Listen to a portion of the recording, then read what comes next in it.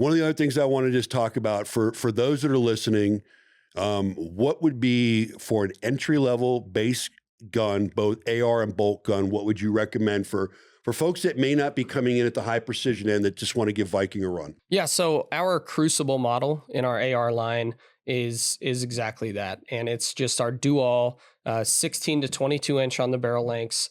It's got an adjustable buttstock. It's got our upper and lower and a handguard that we machine in Grand Junction, Colorado, and it's just a very nice entry level build.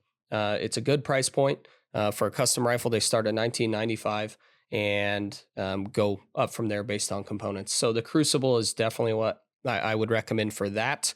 And if you want to get more into the higher end, super accurate, lightweight hunting purpose AR, our Uller Ultralight is an awesome option. Lots of carbon components to keep the weight down and extremely accurate. What about on the bolt gun side?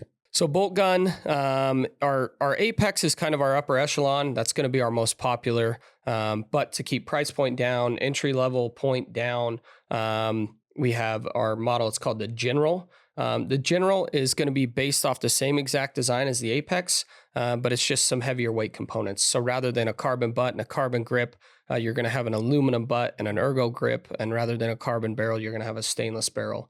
Some cool features we can do on that one to keep the weight down and get some cool looks is either straight flutes on the barrel or spiral flutes.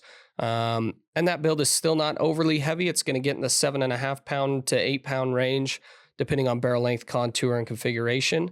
So the General rifle off of the chassis build is a phenomenal setup, and it's going to start at a very competitive price point.